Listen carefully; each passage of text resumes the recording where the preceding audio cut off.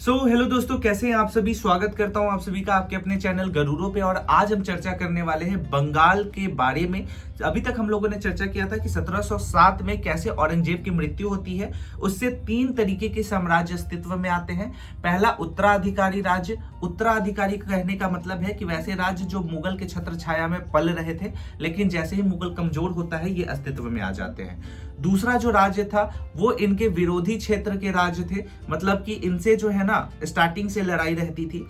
तीसरा जो है इनके परिधि के बाहर के राज्य, मतलब ऐसे राज्य जो ना उनके रहने से उनसे कोई मतलब था, ठीक है, ना उनके जाने के बाद कोई मतलब था। तो तीन तरीके के राज्य अस्तित्व में आते हैं, ठीक है। आज हम पढ़ने वाले हैं बंगाल के बारे में। बंगाल इनके उत्तराधिकारी राज्यों में से एक आता है। बीपीएससी में ये सवाल बहुत ज्यादा पूछा जाता है कि बंगाल के संस्थापक कौन थे। बंगाल इसलिए महत्वपूर्ण हो जाता है मॉडर्न हिस्ट्री के लिए क्योंकि ये एक जो ऐसा क्षेत्र था, काफी ज्यादा समृद्ध क्षेत्र था और यहाँ से काफी ज्यादा एक्टिविटी जो है वो ब्रिटिशर्स के द्वारा किए गए थे। तो इसलिए बंगाल जो है बहुत ज्यादा इंपॉर्टेंट होता है। आज के इस वीडियो में हम बंगाल को काफी बेहतर तरीके से समझेंगे। आपको इस वीडियो के दौरान बहुत से नाम जो है वो सुनने को मिलेगा, लेकिन आपको तीन कुछ ऐसे नाम मैं बताऊंगा जिसको आपको समझने की जरूरत है। रेस्ट को आप सुनिए और सुन के जो है वो निकाल दीजिएगा। जहां मैं बोलूंगा कि इसको याद कीजिए या इसको बोलूंगा कि नोट डाउन कीजिए, वहां नोट डाउन कर लीजिएगा। इसमें सबसे पहले जो नाम आपके सामने निकल करके आएगा वो आएगा मुर्शीद कुली खां के बारे में। दूसरा जो नाम आपके सामने निकल करके आएगा वो अलवर्दी खान के बारे में। तीसरा आपका जो है वो आपका सिराजुद्दौला और चौथा आपका मीर जाफर। तो यही चार नाम आपको अच्छे से याद करने हैं, इसके अलावा आपको कोई नाम नहीं याद करना है। चलिए स्टार्ट करते हैं आज के इस वीडियो को और जल्दी से 3 से 4-5 मिनट में पूरे के पूरे बंगाल को समझने का प्रयास करेंगे। हमने स्क्रीन पे एक नोट्स अभी दिखेगा, ये नोट्स मैंने बनाया है जहां पे मैं बोलूंगा, इसी चीज को प्लीज फोकस कीजिएगा। जैसा कि आप देख सकते हैं कि ये आधुनिक भारत का इतिहास है। आधुनिक भारत के इतिहास में यहाँ पे तक हम लोगों ने पढ़ लिया था 1707 में औरंगजेब की मृत्यु हो गई थी और किस तरीके से जो मुगल साम्राज्य है वो विघटित हो गया था। अब यहाँ पे एक आपने शब्द सुना होगा नवाब का। नवाब क्या होता है? तो बेसिकली दो पोस्ट को मिलाकर के एक नया पोस्ट बनाया गया है जिसको नवाब कहते हैं। पहला यहाँ पे आप देखोगे दीवान और दूसरा है सूबेदार। इन दोनों को मिलाने के बाद एक नया पोस्ट बना दिया गया, इसको नवाब कहते हैं। दीवान कहने का मतलब है राजस्व अधिकारी, एक ऐसा अधिकारी जो रुपया पैसा आर्थिक स्थितियों का सबसे सर्वोच्च अधिकारी होता था। और दूसरा यहाँ टर्म है सूबेदार। सूबेदार कहने का मतलब है कि सेना नायक, सिंपल शब्दों में समझ लो, या फिर डिफेंस मिनिस्टर लेवल के अधिकारी को समझ लो। इन दोनों को मिला करके जब बंगाल अस्तित्व में आया तो एक नया पोस्ट बनाया गया जिसको कहा गया नवाब। मुगल साम्राज्य में दीवान अलग थे, सूबेदार अलग थे। इतना समझ लिया, इससे ज्यादा आपको यहाँ पे समझने की जरूरत नहीं है। अब आगे जरा समझने का प्रयास कीजिएगा कि बंगाल, आपसे सिंपल सवाल ये पूछा जाता है कि बंगाल के संस्थापक कौन रहे हैं, तो एक नाम अच्छे से याद कर लीजिएगा, मुर्शीद कुली खां का। यहाँ यही जो है बंगाल के संस्थापक रहे हैं और बंगाल के पहले नवाब के नाम से जाने जाते हैं। इसको याद कीजिएगा, जिसको याद करना है उसको मैं खुद बोलूंगा, इसको याद कीजिएगा। इसका दामाद है, दामाद का नाम है सुजाउद्दीन। सुजाउद्दीन का एक बेटा है, सुजाउद्दीन का कोई रोल ज्यादा है नहीं यहाँ पे, तो दिमाग नहीं लगाना है। इसका एक बेटा है सरफराज खान। सरफराज खान का नाम इसलिए आता है क्योंकि इसका सेनापति इसके साथ धोखा दे देता है, तो थोड़ा बहुत हमको मजबूरी में इसका नाम पढ़ना पड़ता है। जो है ये 1740 में एक युद्ध लड़ता है जिसका नाम है घेरिया का युद्ध। घेरिया के युद्ध में इसका जो सेनापति है, अब आपको दूसरा नाम याद रखना है, ठीक है। दूसरा नाम है अलवर्दी खां। अलवर्दी खां का नाम जो है वो नोट डाउन कर लीजिएगा। क्यों? क्योंकि अलवर्दी खां जो है ये सरफराज के साथ जो है ये धोखा देता है और धोखा दे करके अपना नया साम्राज्य बंगाल में बनाता है। इसलिए अलवर्दी खां से ये पूरा का पूरा कैटेगरी चेंज हो जाएगा, तो ये आपको याद करना है। यहाँ पे एक चीज और याद कीजिएगा कि मुर्शीद कुली खां जो है ये दस्तक का विरोधी है। दस्तक एक तरीके का प्रमाणित पत्र होता था जिसमें साफ साफ ये कहा गया है कि ब्रिटिशर्स को जो है वो बिना टैक्स दिए व्यापार करना है, तो ये चीजें इसको नहीं पसंद थी, ठीक है। अब दूसरा आप यहाँ पे समझिए, अलवर्दी खां से एक नया कैटेगरी निकल करके आता है। ये बंगाल का जो है नायाब सूबेदार था, ठीक है, लेकिन अपने मालिक यानी कि यहाँ पे आप देख सकते हो सरफराज को मारने के बाद 1740 घेरिया के युद्ध में ये बंगाल का नवाब बन बैठता है। सिंपल इतना ही समझना है। अलवर्दी खान जो है ये शासन करता है 1740 से 1756, यानी कि 1757 में पलासी के युद्ध होने से एक साल पहले तक, ठीक है। अब यहाँ पे देखिए अलवर्दी खां जो है ये क्या करता है, ये भी दस्तक का विरोधी होता है। अलवर्दी खां को जैसे ही बंगाल मिल जाता है, ये नया नवाब बन जाता है, ठीक है, ये शासन करता है, लेकिन इसी दौरान मराठा इसको परेशान करते हैं। चूंकि उड़ीसा भी बंगाल का ही क्षेत्र था, तो ये क्या करता है कि 1751 में मराठों के साथ एक संधि करता है। संधि के दौरान ये साफ साफ कहता है कि आप उड़ीसा का एक भूभाग ले लो, उड़ीसा का एक क्षेत्र ले लो, और साथ में वार्षिक चौथ देकर जो है ये दोस्ती कर लेता है। वार्षिक चौथ क्या है, तो साल भर में आपने जितना कमाया, सपोज कीजिए कि 100 रुपया कमाया, तो 25 रुपया, एक चौथाई, जिसको चौथ के नाम से हम जानते हैं, ठीक है। तो ये सारे मैटर आपने यहां तक अब समझ लिए। आपने अभी तक क्या समझा, आपने समझा कि मुर्शीद कुली खां जो है बंगाल का पहला नवाब है। इसका जो पुत्र है, उसका पुत्र नाम है कौन, सुजाउद्दीन, जो इसका दामाद भी कहा जाता है। उसके बाद सरफराज खान इसका जो पोता है, सिंपल शब्दों में समझिए, पोता या फिर नाती समझ लीजिए। इसका जो सेनापति है अलवर्दी खां, ये इसको धोखा देता है, और ये पूरा कैटेगरी यहां से नया निकल करके आ जाता है। यहां तक अभी तक आपने सीख लिया। अब आगे पढ़ेंगे। अलवर्दी खां अलवर्दी खां जो कि बंगाल का नायाब सूबेदार है, और सरफराज को धोखा देकर के क्या बन जाता है, बंगाल का नेता बन जाता है। सिंपल शब्दों में समझना है एकदम। अब अलवर्दी खां का एक बेटा होता है, बेटा का नाम है सिराजुद्दौला। ये वही सिराजुद्दौला है जो 1757 में अंग्रेजों के खिलाफ जो है युद्ध लड़ता है। सिराजुद्दौला क्या करता है, तो ये समझिए, सिराजुद्दौला को सिंपल सा कॉन्सेप्ट था भाई लाइफ ऑफ लिविंग का, मतलब रहने का तरीका उसका एकदम सिंपल सा था। पहला नियम क्या था कि हम यहाँ के नवाब हैं, तो ब्रिटिशर्स भैया आप हमारे अनुसार चलिएगा। लेकिन अंग्रेज क्या कभी किसी के अनुसार चलने वाले हैं? इन्होंने क्या किया, अंग्रेज ने क्या किया, 2-3 चीज किया। पहला तो ये क्या करते थे कि बेईमानी से व्यापार करते थे, जिससे टैक्स कलेक्शन नहीं हो पाता था। तो सिराजुद्दौला का ये वाला जो था थोड़ा सटक गया। दूसरा मैटर समझने का कोशिश कीजिए कि अंग्रेजों ने क्या किया था कि यहां पे किला बनाया, फोर्ट विलियम्स का किला बना लिया था, वो भी राजा के बिना परमिशन का। ये चीज वैसा ही है जैसा कि हम आपके घर में आए, घर में आने के बाद बिना आपके परमिशन से आपका कीमती चीज उठा ले, तो आपका थोड़ा सा तो गुस्सा जो है ना, ये चीज आएगा ना आपको गुस्सा। सेम वैसे ही सिराजुद्दौला को गुस्सा आता है। अब सिराजुद्दौला को गुस्सा आता है तो 1756 में, 1756 में ये अंग्रेजों के खिलाफ आक्रमण कर देता है। इसी आक्रमण में एक घटना बहुत ज्यादा फेमस है, जिसको ब्लैक होल की घटना कहते हैं। 100 से भी ज्यादा सैनिक को पकड़ के एक छोटा सा काला रूप में पैक कर दिया गया था, जिससे दम घुटने से वो सभी सैनिक मर गए थे।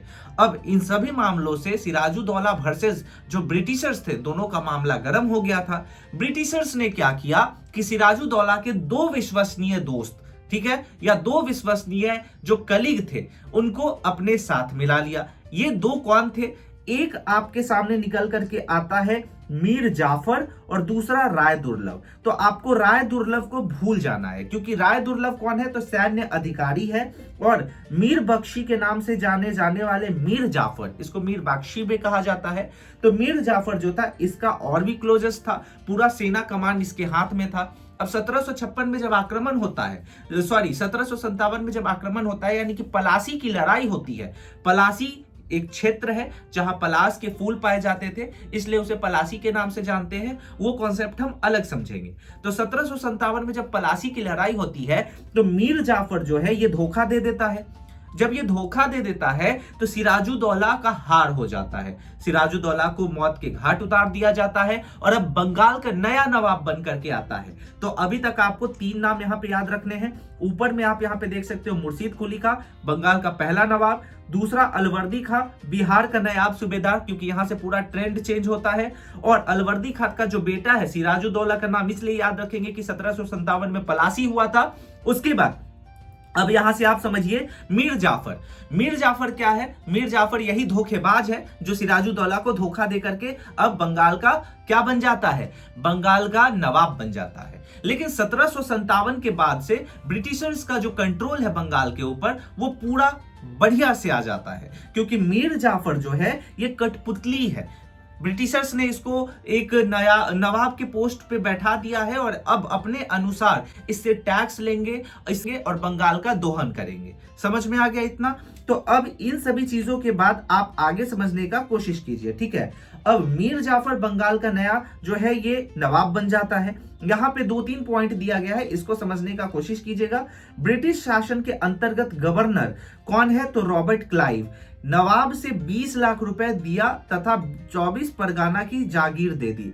यानी कि अब ये जो है ब्रिटिशर्स जो है वो बंगाल के नवाब को दूहना स्टार्ट करते हैं, मतलब इनसे टैक्स लेना कि मैं तुम्हें नवाब बना दिया, अब तुम मुझे इतना कमा के दो, ये सारी मैटर यहाँ पे आते हैं। कौन था उस समय का गवर्नर? तो रॉबर्ट क्लाइव था। बस एक यहाँ पे अंग्रेजों का नाम याद रखना है, रॉबर्ट क्लाइव था। ठीक है। दूसरा क्या है कि नवाब बनने के बाद मीर जाफर ने कंपनी को 1,77,00,000 रुपए दिए थे। सोच लो कितना दिया, 1,77,00,000। इससे बड़ा भी गधा कोई होगा क्या?